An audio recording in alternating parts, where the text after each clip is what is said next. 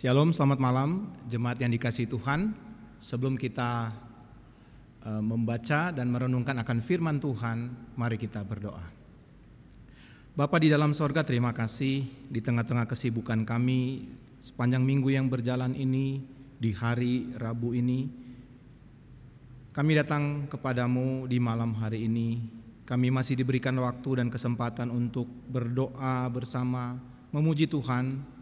Dan sekarang kami akan membaca dan merenungkan firman. Engkau bukakan mata hati pikiran kami Tuhan, Roh Kudus mencerahkan kami, sehingga setiap kata-kata atau kalimat dari firman Tuhan ini, kami boleh mengerti Tuhan. Dan tidak saja kami mengerti, tetapi kami boleh melakukan itu di dalam kehidupan kami setiap hari. Pakai hamba-Mu di dalam segala keterbatasannya, boleh menjadi berkat bagi seluruh jemaat. Berfirmanlah Tuhan, kami semua siap untuk mendengarkannya. Dalam nama Tuhan Yesus Kristus, Juru Selamat, kami sudah berdoa dan kami mengucap syukur. Amin. Jemaat yang dikasihi Tuhan, mari kita buka satu bagian firman Tuhan dari Perjanjian Lama, Kitab 1 Tawarik, pasal yang keempat, ayat 9 dan ayat yang ke-10. Saya ulangi, Kitab 1 Tawarik pasal yang keempat, ayat 9 dan ayat yang ke-10. Saya akan bacakan untuk Bapak Ibu Saudara sekalian. Yabes lebih dimuliakan daripada saudara-saudaranya. Nama Yabes itu diberi ibunya kepadanya, sebab katanya, aku telah melahirkan dia dengan kesakitan. Ayat yang ke-10, Yabes berseru kepada Allah Israel, katanya, kiranya engkau memberkati aku berlimpah-limpah dan memperluas daerahku, dan kiranya tanganmu menyertai aku dan melindungi aku daripada malapetaka, sehingga kesakitan tidak menimpa aku. Dan Allah mengabulkan permintaannya itu. Jemaat yang dikasihi Tuhan, sebelum kita lanjut kepada renungan, izinkan saya memperkenalkan diri saya dulu. Nama saya adalah Guru Injil Richard, dan saat ini saya melayani di GKY Pluit di subbidang PI dan misi. Dan Tuhan juga mempercayakan saya untuk melayani sebagai gembala di pos GKY Muara Baru. Saya rasa cukup perkenalannya, jemaat sekalian. Malam hari ini sesuai dengan firman Tuhan yang kita baca, kita akan belajar doa dari salah satu tokoh Alkitab yang bernama Yabes. Permisi tanya Bapak Ibu Saudara, siapa itu Yabes? Saudara, nama Yabes memang jarang dikenal di Alkitab.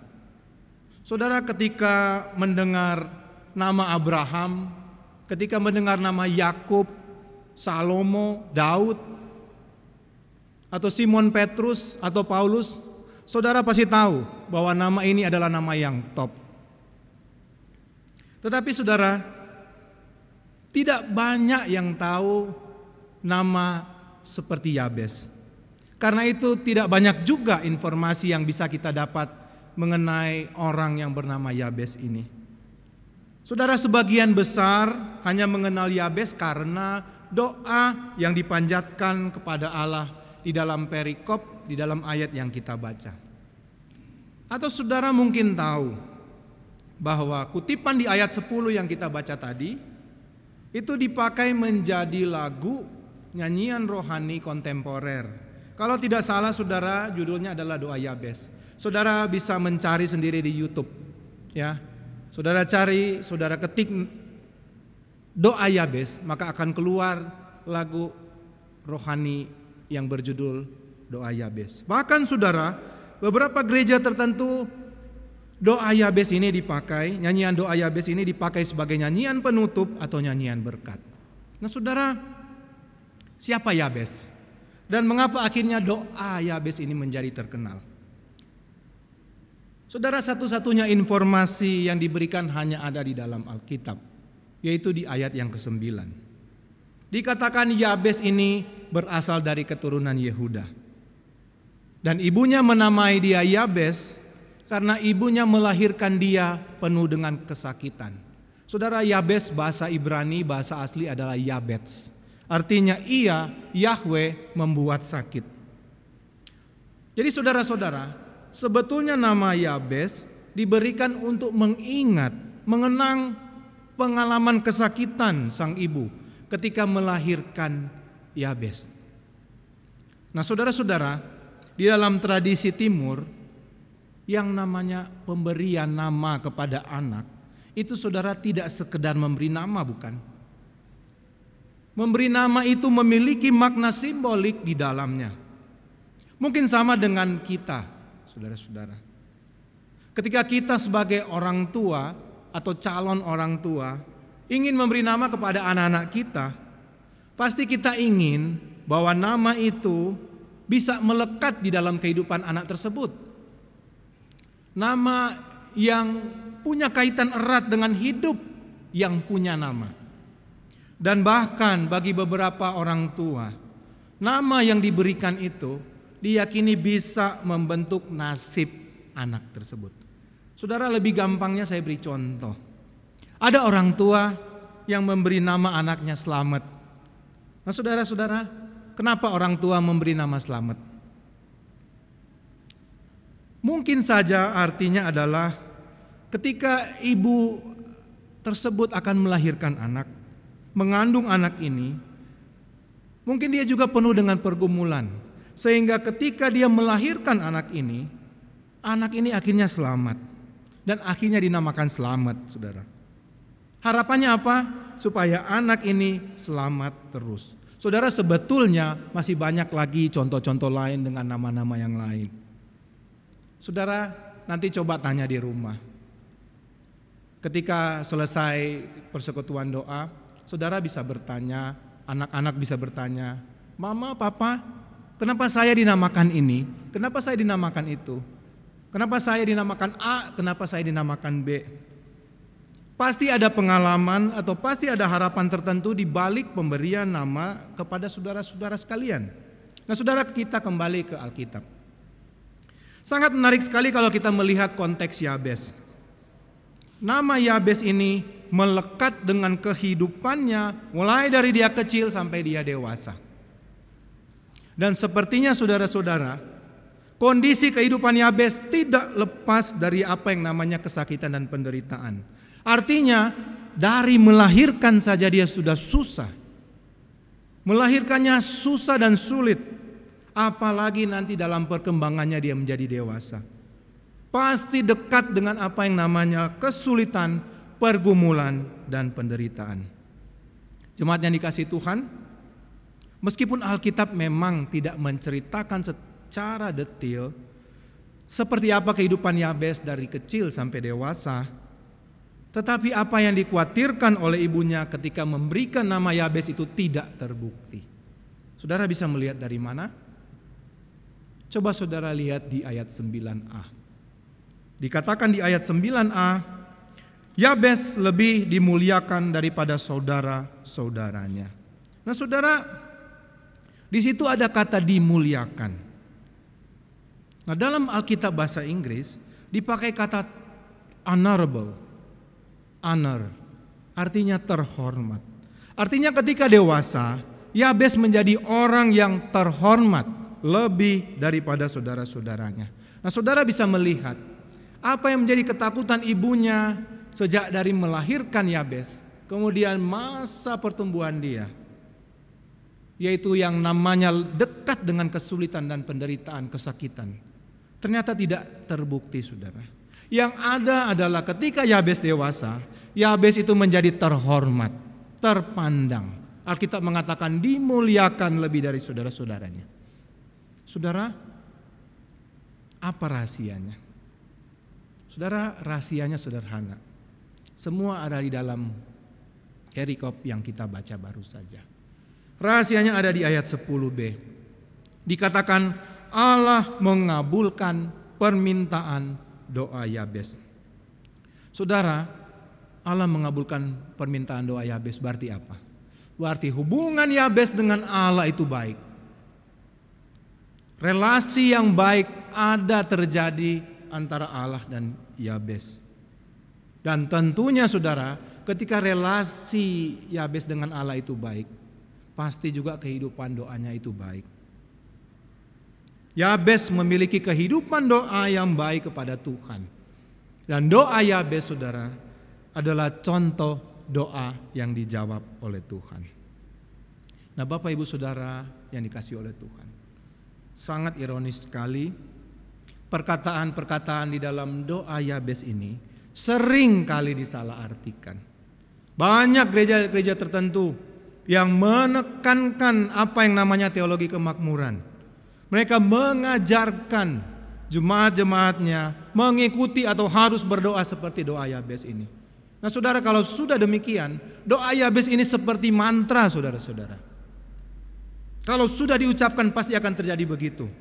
Kalau tidak berdoa seperti doa Yabes, maka mereka tidak akan mendapat berkat dari Tuhan. Sebaliknya, kalau engkau mau berkat Tuhan, berdoalah seperti doa Yabes. Saudara, ini baru di satu sisi. Di sisi yang lain saudara, ada juga gereja yang tidak suka membahas doa Yabes ini. Karena ada kesan doa Yabes ini terlalu mementingkan diri sendiri. Kalau saudara baca kalimat demi kalimat, semuanya itu untuk kepentingan diri sendiri. Doa Yabes dianggap seperti doa yang memohon berkat untuk diri sendiri, seolah-olah tidak peduli akan orang lain. Nah saudara, benarkah demikian? Jemaat yang dikasihi Tuhan, saya percaya Alkitab tidak pernah salah di dalam menempatkan firman Tuhan, perkataan Tuhan. Setiap firman yang diucapkan pasti ada maksud Tuhan untuk setiap orang yang membacanya, termasuk saudara-saudara penulis kitab Tawarik ini. Saya percaya ia dipakai oleh Tuhan untuk menyampaikan apa yang menjadi maksud Tuhan di dalam konteks doa Yabes ini. Ada sesuatu yang ingin diajarkan oleh Tuhan melalui doa Yabes ini. Nah mari kita lihat apa yang Tuhan ingin ajarkan kepada kita melalui doa Yabes ini. Saudara, di ayat yang ke-10 dikatakan, kiranya engkau memberkati aku berlimpah-limpah dan memperluas daerahku, dan kiranya tanganmu menyertai aku dan melindungi aku daripada malapetaka, sehingga kesakitan tidak menimpa aku.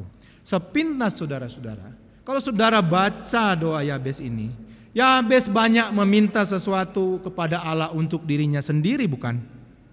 Semuanya diakhiri kata apa saudara? Aku, memberkati aku, melindungi aku, kesakitan tidak menimpa aku, saudara-saudara. Semuanya seolah-olah menuju ke diri sendiri. Nah saudara, benarkah ini doa yang alkitabiah?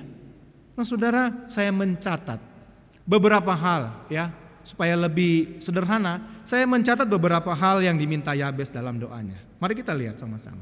Yang pertama adalah Yabes minta berkat yang melimpah-limpah. Yang kedua, memperluas daerah.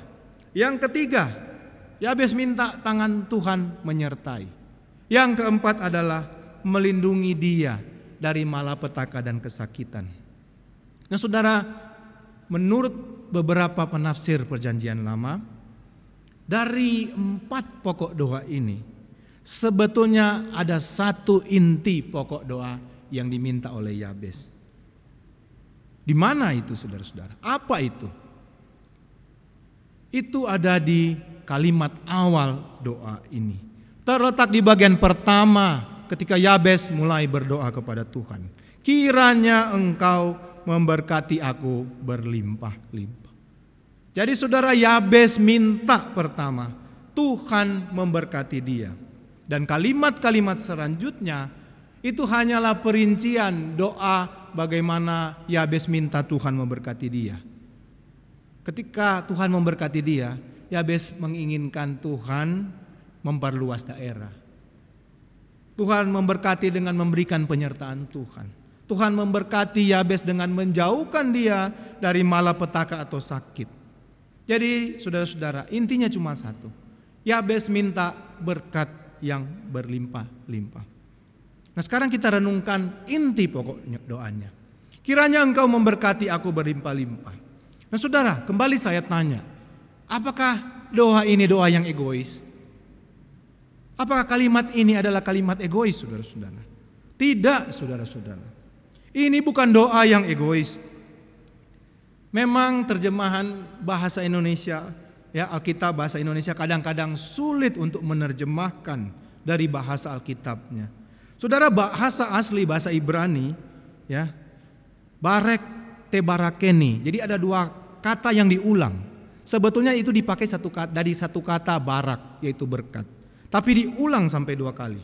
Nah saudara, kalau diterjemahkan bahasa asli ke dalam bahasa Indonesia, secara harafiah itu artinya begini saudara.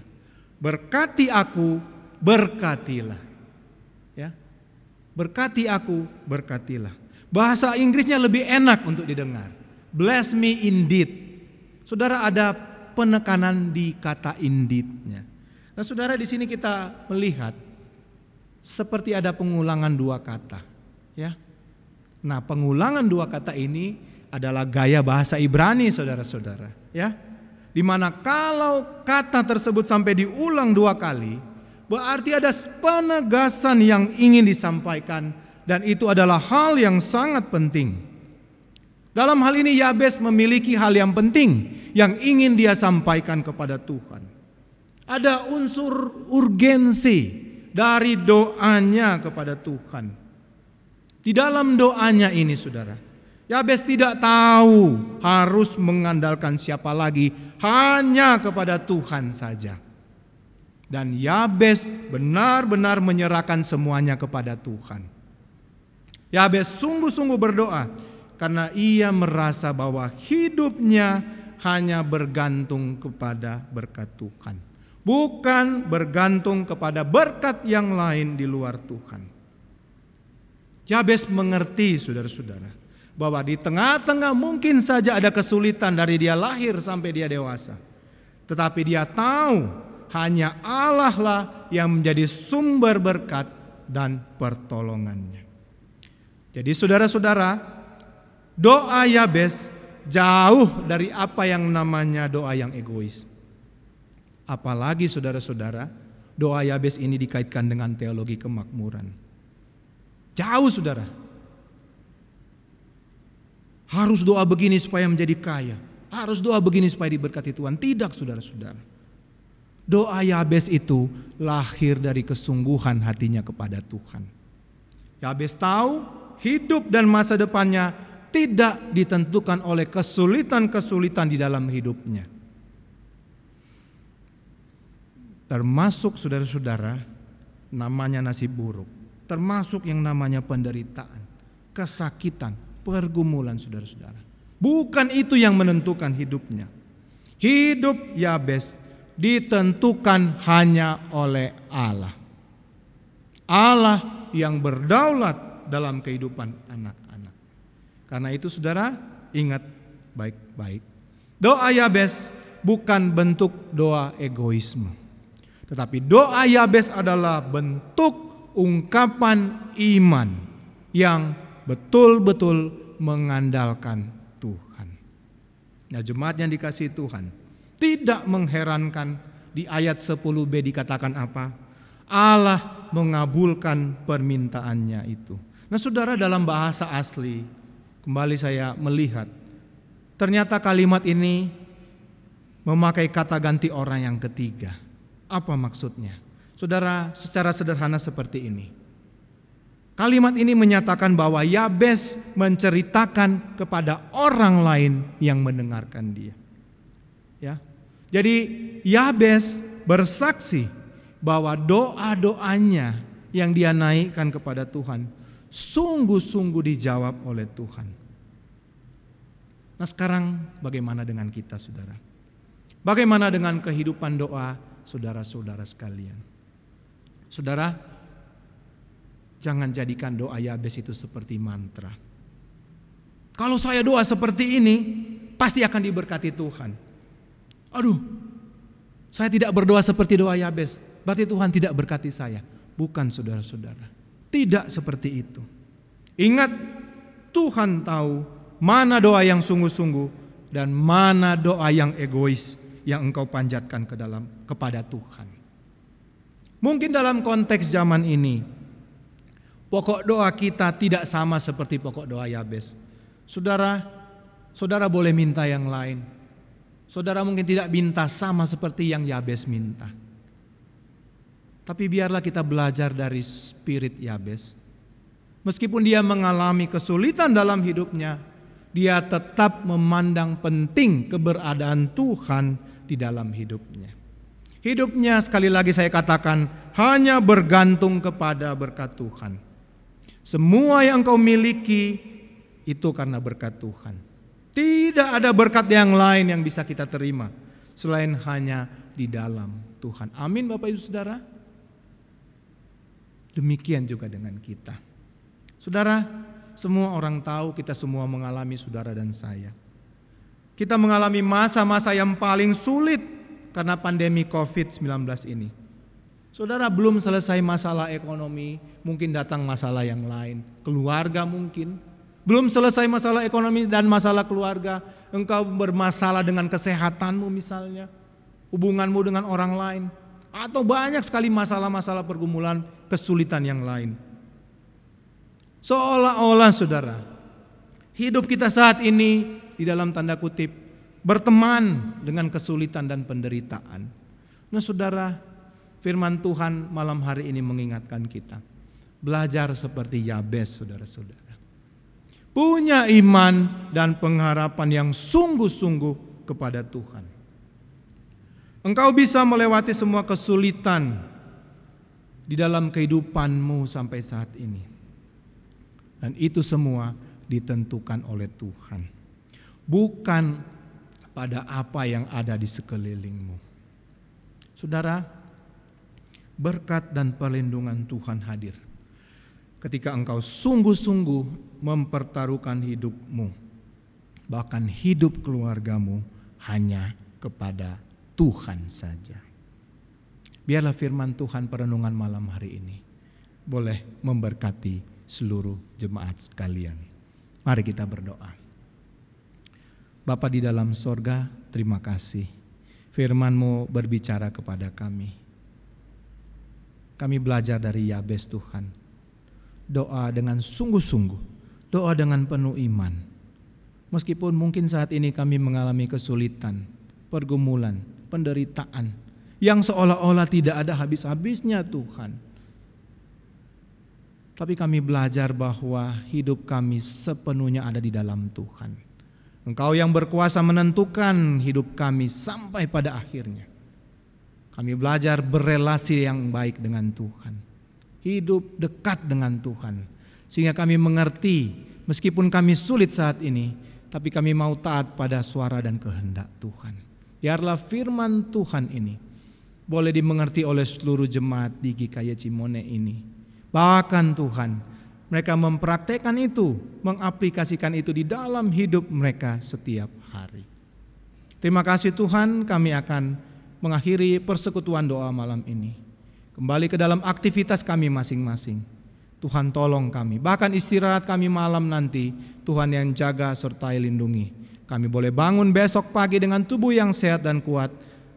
Dan itu semua adalah anugerah Tuhan di dalam hidup kami. Terima kasih Tuhan. Inilah doa hamba-Mu. Di dalam satu nama Tuhan Yesus Kristus, kami sudah berdoa dan kami mengucap syukur. Amin.